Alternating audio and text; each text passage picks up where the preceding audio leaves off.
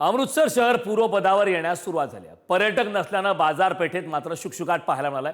काम मिळण्यासाठी कामगारांची लेबर चौकामध्ये मात्र गर्दी झाली। तर भारत पाकिस्तान तणावाच्या पार्श्वभूमीवर अमृतसरमध्ये मात्र रेड अलर्ट अद्याप सुद्धा कायम आहे। मात्र त्या ठिकाणी पर्यटक नसल्यानं बाजारपेठेत मात्र शुकशुकाट पाहायला मिळते।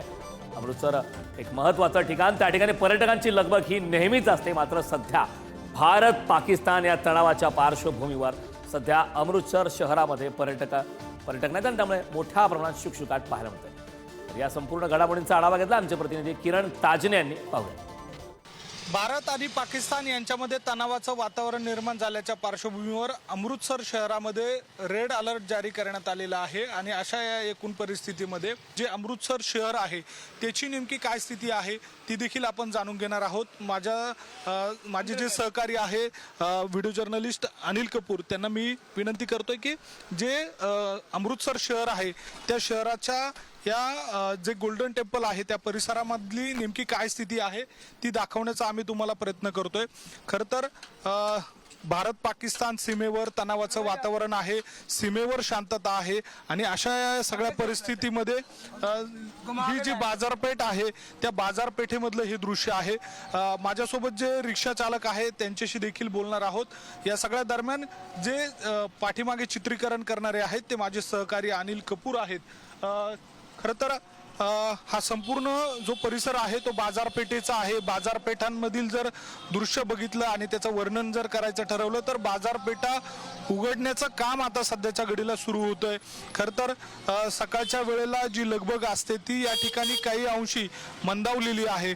अशा या काळामध्ये रेड अलर्ट असलेलं हे शहर आहे, अत्यावश्यक सेवा असेल त्या या ठिकाणी सुरू आहे। मात्र आता ज्या पद्धतीनं भारत पाकिस्तान या सीमेवरचा तणाव जसा जसा कमी होतोय तसा तसा इथली जी परिस्थिती आहे ती बदलते आहे।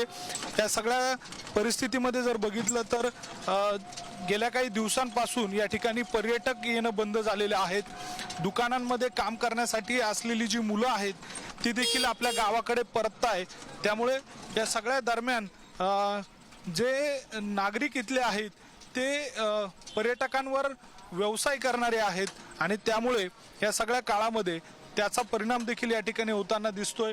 खरं तर अमृतसर ही गुरुनगरी म्हणून ओळखली जाते आणि त्याच ठिकाणी जर बघितलं तर या ठिकाणी जे सुवर्ण मंदिर आहे ते या ठिकाणी प्रसिद्ध आहे।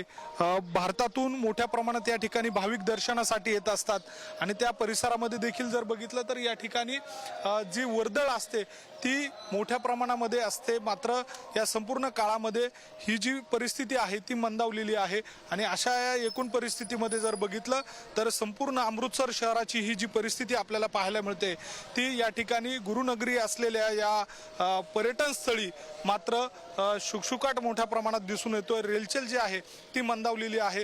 पर्यटकांची संख्या जी आहे ती अगदी इथल्या स्थानिक पातळीवर जी माहिती मिळते त्यानुसार जवळपास 99% कमी झालेली आहे। त्यामुळे अशा या सगळ्या परिस्थितीमध्ये अमृतसर शहरामध्ये अद्याप तरी जनजीवन जे आहे ते सुरळीतपणे सुरू नाही आहेत। जे व्यवसाय आहे ते देखील या ठिकाणी ठप्प झाल्याचं आपल्याला या ठिकाणी पाहायला मिळतंय।